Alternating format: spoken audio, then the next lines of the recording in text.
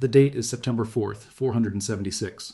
A humid, miserable day in the swamp-surrounded city of Ravenna, Italy. Inside a heavily guarded military tent, a 16-year-old boy named Romulus Augustulus removes a purple silk cloak from his shoulders. He is the emperor of the Western Roman Empire. Standing in front of him is Odoacer, a battle-hardened Germanic mercenary commander whose soldiers have just initiated kinetic action against the last remaining imperial field army.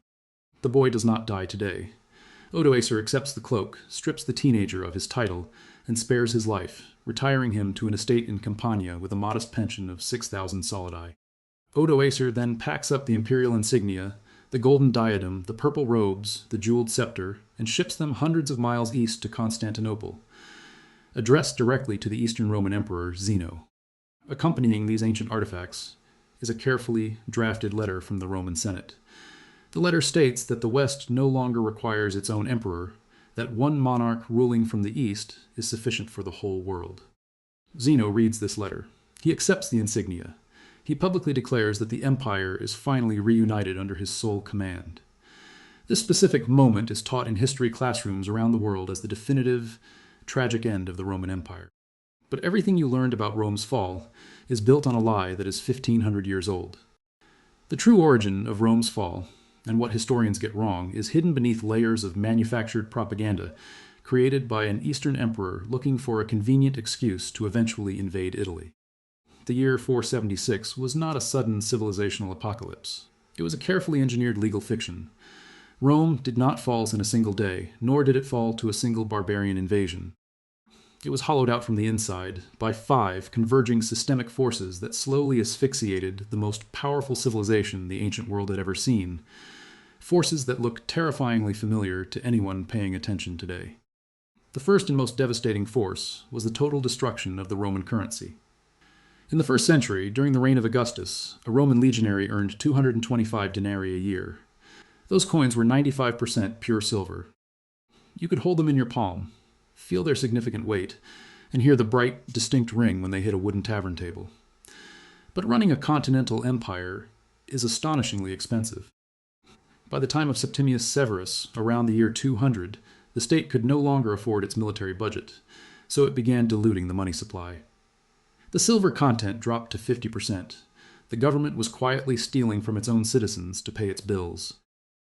By the year 268, under Emperor Claudius Gothicus, the denarius was nothing more than a worthless copper slug dipped in a microscopically thin silver wash. The silver content was barely 0.02%. A soldier receiving his pay knew instantly he was being robbed by his own treasury. The economic results were catastrophic. Runaway hyperinflation took hold across the Mediterranean. To understand the scale of this disaster, look at the prices of basic goods. In the year 301, Emperor Diocletian issued the edict on maximum prices in a desperate attempt to stop the bleeding. The edict set fixed prices for everything from a pint of Egyptian beer to a fully grown African lion. It mandated the death penalty for anyone caught selling above the price ceiling. The result was immediate and predictable. Merchants simply stopped selling goods. Black markets exploded. The public markets emptied out overnight because nobody would trade real physical goods for worthless government copper. A pound of gold cost 50,000 denarii in the year 301. Just 36 years later, by 337, that exact same pound of gold cost 20 million denarii. The cash economy completely disintegrated. The Roman state was forced to demand taxes in kind, seizing physical grain, wine, and livestock because its own coins were entirely useless. Soldiers were paid in rations and clothing rather than money. The state had destroyed its own ability to function. But economics was only the first trap. The second force was a massive, invisible climate catastrophe. The Roman Empire reached its maximum territorial expansion during a period climatologists now call the Roman climate optimum. This was a freak era of warm, wet, incredibly stable weather that lasted from roughly 200 BC to 150 AD. The Sahara Desert was literally blooming with vegetation. Rome easily fed 1 million people in its capital city, using surplus grain shipped continuously from a lush, highly productive North Africa. The system relied on absolute predictability. Then the weather broke. The rains stopped falling in the Mediterranean basin. Droughts crippled the wheat yields in Egypt. But the lethal blow came from the earth itself. Modern ice core samples, extracted from deep within the Greenland ice sheet, and extensive tree ring data pulled from the Altai Mountains, reveal a cluster of massive, world-altering volcanic eruptions in the 530s and 540s. The resulting sulfate aerosols gathered in the stratosphere and physically blotted out the sun. The contemporary historian Procopius wrote in terror that the sun gave forth its light without brightness, resembling the moon in eclipse, during this entire year. Frost covered the ground in July. The crops died in the fields. A profound, devastating cooling phase known as the Late Antique Little Ice Age settled over Europe. Famine stalked the cities, weakening the population and setting the stage for the third force of destruction, pandemic disease. Malnutrition hollowed out the immune systems of millions of citizens. Then the plague ships arrived. The Antonine Plague hit first in the late 2nd century. Roman legions, returning from a brutal, exhausting campaign in Mesopotamia, brought back a highly contagious pathogen, likely an ancestral strain of smallpox. The famous Roman medical authority Galen watched it rip through the civilian population. He meticulously documented the black eruptions on the skin, the violent coughing, the catastrophic internal bleeding. It killed 2 sitting emperors. The mortality rate was so severe that it forced the military to recruit gladiators, slaves, and criminals just to man the frontier watchtowers. But the Antonine outbreak was merely a preview of the horror to come. In the 6th century, the Plague of Justinian arrived on massive grain ships sailing from Egypt. This was Yersinia pestis, the bubonic plague. The lethal bacteria multiplied inside the guts of fleas, which were carried by black rats hiding deep within the dark, humid holds of the agricultural transport ships. When the disease hit Constantinople, the entire imperial city ceased to function. The historian Procopius estimated that up to 10,000 people were dying every single day. The professional gravediggers quickly ran out of space in the cemeteries. In a state of total panic, authorities ripped the roofs off the city's massive defensive towers, filled the hollow structures to the brim with rotting bodies, and sealed them shut. The terminal outcome claimed between 25 and 50 million lives across the empire. The plague erased the tax base, hollowed out the agricultural workforce, and completely emptied the very cities that formed the empire's economic engine. Rome was starving, broke, and dying. This desperate lack of manpower leads directly to the 4th force, the fatal outsourcing of the Roman military. In the early days of the Republic and Empire, the army was composed of highly disciplined, highly motivated Roman citizens. Serving in the legions was a requirement for political power and guaranteed social status. But by the 4th century, the social contract had completely snapped. Citizens were actively mutilating themselves to dodge the military draft. Desperate men cut off their own right thumbs so they could not physically grip a gladius sword. The state responded by passing draconian laws making military service hereditary, permanently trapping sons in the grim, underpaid professions of their fathers. When those measures failed, Rome took the easiest, most dangerous path imaginable. The empire began outsourcing its national defense to the very people it was fighting. The state hired whole tribes of Germanic warriors, known as foederati. These massive confederations of Goths, Franks, and Vandals were contracted as independent mercenary armies. They fought under their own tribal kings, using their own traditional weapons, and speaking their own languages. They owed the concept of Rome absolutely nothing. They fought strictly for silver and land, and when the Roman silver inevitably ran out, they used their swords to take the land. The turning point came in the year 378 at the Battle of Adrianople. Emperor Valens initiated kinetic action against a massive group of Goth refugees who had been brutally abused by corrupt Roman border officials. The result was an unmitigated military disaster. The Gothic cavalry annihilated the Roman infantry. Emperor Valens suffered a terminal outcome, burned alive in a farmhouse while trying to flee the battlefield. 2/3 of the Eastern Field Army was wiped out in a single afternoon. Rome never recovered its native manpower after Adrianople. They were forced to hire the Goths to fight other Goths. Alaric, the famous Gothic leader who sacked Rome in the year 410, was not some wild, uneducated barbarian who hated civilization. He was a disgruntled, highly trained Roman military contractor. He simply wanted a promotion to the rank of commanding general and secure, fertile farmland for his veteran soldiers. When the Roman Senate arrogantly refused to pay his massive retainer, he marched his army on Rome and stripped the ancient city of its wealth. He was not destroying the system. He was aggressively collecting a debt. But while the West burned, the East survived. This brings us to the fifth and final force, the calculated, cynical betrayal by the Eastern Roman Empire. Why did the West collapse into warlord states, while the East survived for another millennium? Because the politicians in Constantinople saw the writing on the wall and made a ruthless geopolitical decision to sacrifice the West in order to save themselves. The Eastern Empire was significantly richer, heavily urbanized, and ultimately guarded by the massive, impenetrable Theodosian walls. When the Huns swept out of the Eurasian steppe, driving waves of displaced Germanic tribes ahead of them, the Eastern emperors did not stand and fight a doomed war of attrition. They opened their massive treasuries. They literally paid Attila the Hun thousands of pounds of gold every single year to leave eastern territories alone. They engaged in high-stakes geopolitical bribery, essentially pointing the terrifying barbarian confederations westward toward Italy, Gaul, and Spain. It was a terminal outcome for the Western Roman Empire, but a brilliantly effective survival strategy for the East.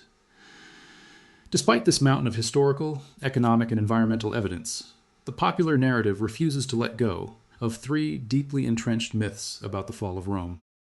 The first is the famous Christianity thesis. In the year 1776, the historian Edward Gibbon published his monumental work, The History of the Decline and Fall of the Roman Empire. Gibbon forcefully argued that the adoption of Christianity destroyed the martial, aggressive spirit of Rome, making its citizens meek, pacifistic, and entirely obsessed with the afterlife rather than the immediate physical defense of the state. This idea sounds incredibly elegant and compelling until you actually look at a historical map.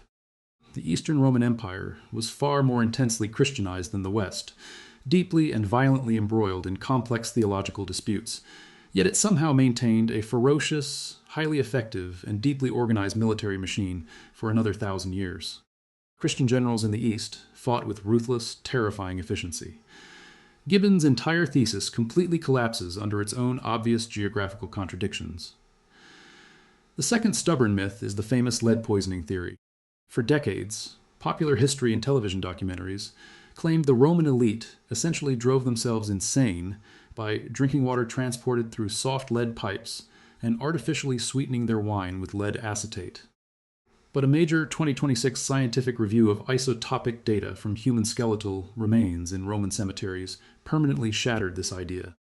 The bone chemistry conclusively proved that while average Romans definitely had elevated lead exposure compared to prehistoric humans, the toxicity levels were nowhere near high enough to cause widespread cognitive failure, mass insanity, or systemic civilizational collapse.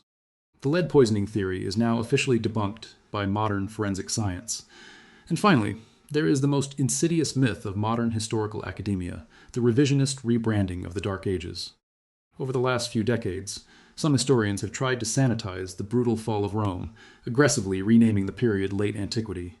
They describe it in academic papers as a gentle cultural transformation, a peaceful, natural blending of Roman administrative traditions and Germanic tribal customs. The actual dirt tells a completely different, horrifying story. The Oxford archaeologist Brian Ward Perkins points out that the physical, material evidence buried in the ground screams of a catastrophic, violent economic regression. Across Britain, Gaul, and Italy, the complex, highly integrated economic networks simply vanished within a single generation. High-quality, mass-produced African red slip pottery completely disappeared from European tables, replaced almost overnight by crude, hand-shaped clay pots that look exactly like they were made in the primitive Bronze Age. The basic engineering knowledge of how to bake a simple, waterproof clay roof tile was completely lost in Britain for over 400 years. People went back to living under rotting thatch roofs. Literacy rates plummeted to near zero outside of isolated, heavily fortified monasteries. Even the livestock suffered. Bone evidence clearly shows that the average size of domesticated cattle in the 6th century reverted to the stunted, sickly sizes seen in the early Iron Age, a direct, undeniable result of failed breeding programs and completely collapsed winter fodder supply chains. This was not a gentle, peaceful transition of power. It was a brutal, terrifying plunge into absolute darkness, where the desperate survivors lived among the crumbling, gigantic stone ruins of their ancestors, completely unable to comprehend the advanced mathematics and engineering that had built them. This isn't just an abstract story about an ancient, forgotten empire. It is a highly detailed, terrifying autopsy of what civilizational collapse actually looks like from the inside. It is never caused by a single, dramatic, cinematic blow. It is a slow, agonizing asphyxiation. It is a desperate government deliberately destroying its own currency to pay off insurmountable debts, triggering runaway hyperinflation that starves the working class.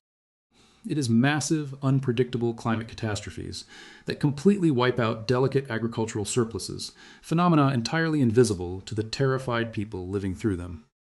It is successive, unstoppable waves of pandemic disease that systematically hollow out the working population and utterly destroy the national tax base. It is the incredibly dangerous, short-sighted outsourcing of national defense to foreign mercenaries who have absolutely no cultural or emotional loyalty to the state they are paid to protect. And it is the cynical, cold-blooded geopolitical maneuvers of supposed allies who will gladly and quietly sacrifice you to the wolves to ensure their own continued survival. When these 5 immense forces finally converged in the 5th century, they generated a kinetic action that no civilization on Earth could have possibly survived. We look at the colossal, shattered ruins of Rome today and wonder how something so incredibly massive and powerful could ever fall. The much better question is how it managed to survive for as long as it did against such overwhelming systemic decay. The true origin of Rome's fall is not a mystery. It is a glaring warning written in stone, silver, and bone. What do you think is the most dangerous parallel to our modern, highly connected world? Let me know your thoughts in the comments below. And if you want to understand exactly how the Eastern Roman Empire survived this apocalyptic storm and went on to build a highly classified secret weapon that literally burned on water to vaporize its enemies, subscribe to the channel for our next intelligence dossier.